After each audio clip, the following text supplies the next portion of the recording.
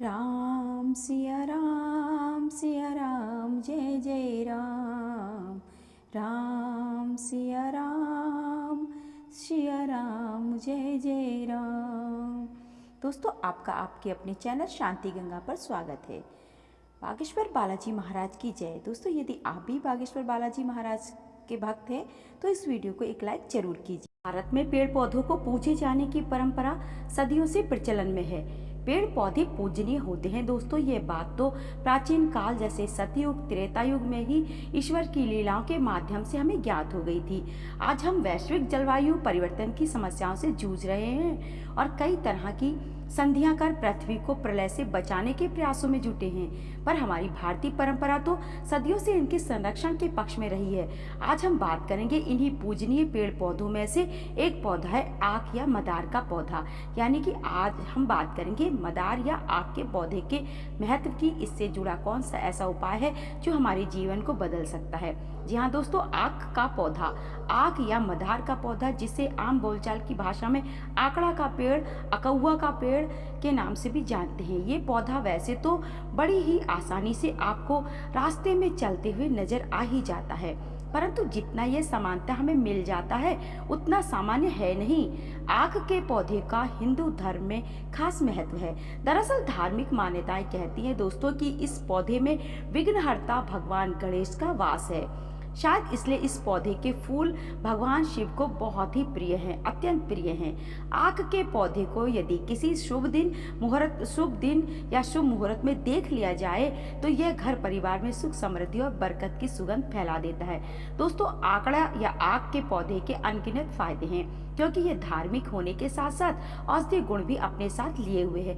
आइए जानते हैं इसके बारे में। दोस्तों, आकड़े के पौधा या आक के पौधे के धार्मिक महत्व कौन कौन से हैं। घर में सुख शांति और समृद्धि का ये सूचक है। दोस्तों, यदि इस पौधे की जड़ से निकली भगवान गणेश की मूर्ति को घर में स्थापित किया जाता है तो इससे हर कार्य शुभ तरीके से पूरा होता है।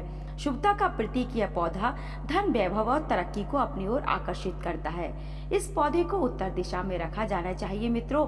धन के मामले में बहुत ही शुभ माना जाता है। दोस्तों, इसके अलावा आकड़े का पौधा, इसके औषधीय गुण भी हैं। आक औषधीय रूप में कुष्ठ रोग, ब्रोंकियल, अस्थमा, त्वचा से जुड़े रोगों के लिए बहुत ही लाभदायक है।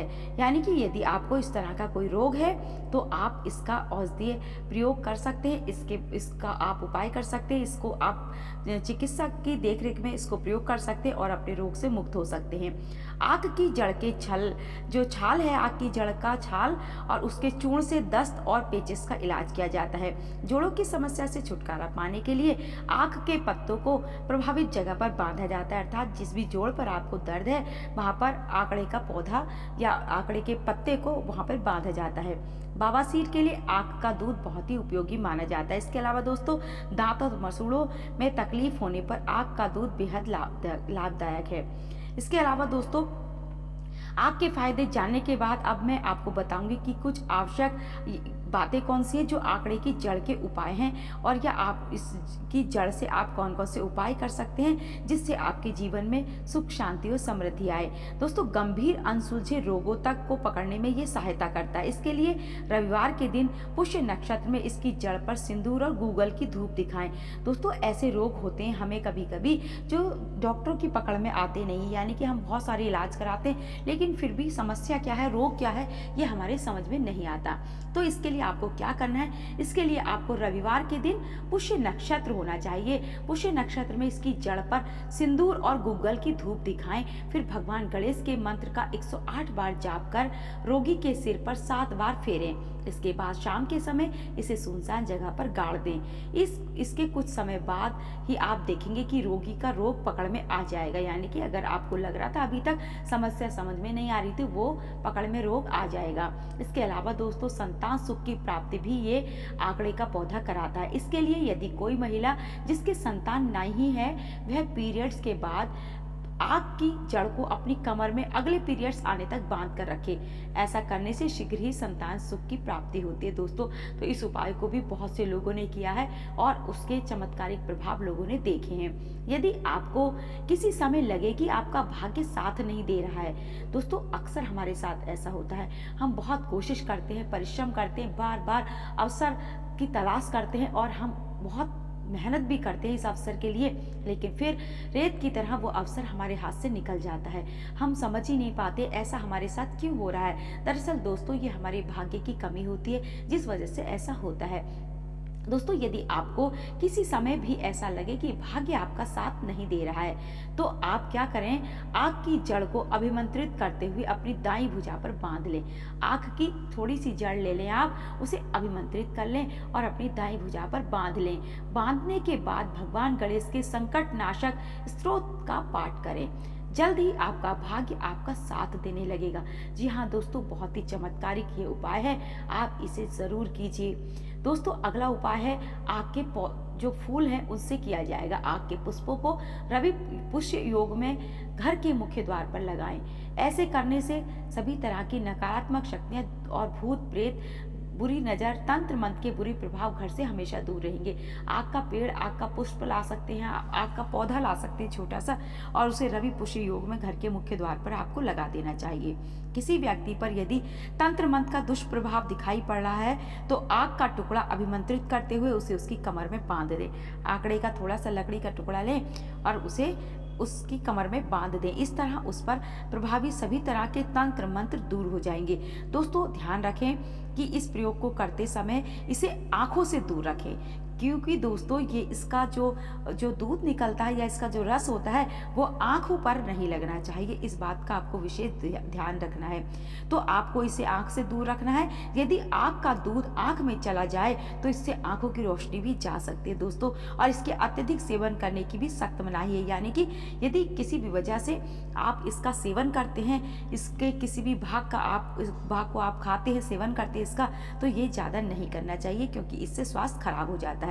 इसके अलावा दोस्तों आंकड़े के पौधे की पूजा करने का भी विशेष विधान है।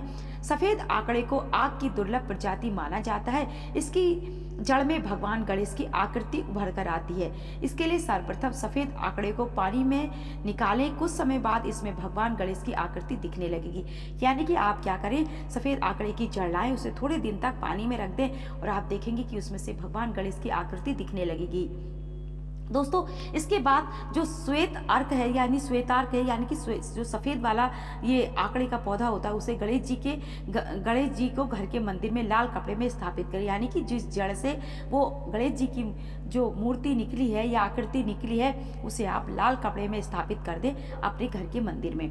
स्थापना के पश्चात आप रोज सुबह शाम स्नान करें और गणेश जी की पूजा करें।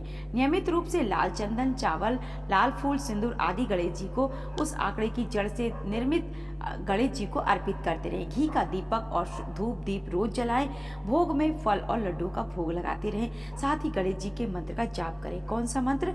ओम गंग गणपते नमः, ओम श्री गणेशाय नमः, ओम एक दंताय नमः, ओम लंबोदराय नमः। इस प्रकार आप गणेश जी के मंत्र का जाप कर सकते हैं। दोस्तों इस प्रकार आप घर में चतुर्थी या बुधवार के दिन भगवान गणेश का एक चित्र भी स्थापित कर सकते हैं। यानी कि आपने जो स्थापित की है आंकड़े की जड़ में जो आकृति थी उसको स्थापित किया है। इसके अलावा भी आप गणेश जी की और मूर्ति भी स्थापित कर सकते हैं। दोस्तों आग का पौधा गंभीर से गंभीर बीमारियों को झट से पकड़ लेता है। साथ ही ये छोटे मोटे रोगों जैसे सिर दर्द, कान दर्द, जोड़ों का दर्द, अस्थमा, दांतों में दर्द आदि से भी छुटकारा दिलाता है। दोस्तों ये था आग के बारे में। मैंने आपको बताया कि आंकड़े के पौधे को कहाँ लगाना चाहिए, क्या इसका महत्व है, और आंकड़े के पौधे को घर के मुख्य द्वार पर लगाने पर क्यों शुभ माना जाता है, क्यों हमें लगाना चाहिए, क्योंकि उससे घर को बुरी नज़र नहीं लगती, बुरा दोष नहीं लगता। इन सब बातों के बारे में हमने जाना इस वीडियो में। दोस्तों वीडियो आपको कैसी लगी, जानकारी आपको कैसी लगी, आप कमेंट करके मुझे जरूर बताइए। दोस्तों आग का पौधा घर में लगाने से हमेशा घर में सुख समृद्धि और बरकत बनी रहती है, इसलिए इसे घर में लगाना बहुत शुभ माना जाता है। आप इस पौधे को किसी गमले में घर में जरूर लगाइए, सब जगह आपको मिल जाता है। सफेद आंकड़ा भी आजकल बहुत ज़्यादा मिलता है, तो आप इस उपाय को जरूर कीजिए और अपने जीवन को सुखों से भर दीजिए। इसी कामना के साथ कि आपका जीवन मंगलमय रहे, आज आपसे विदा लेती हूँ। कल नई जानकारी के साथ आपके साथ फिर मैं हाजिर हो जाऊंगी आपके सामने। तब तक के लिए आपका बहुत बहुत धन्यवाद।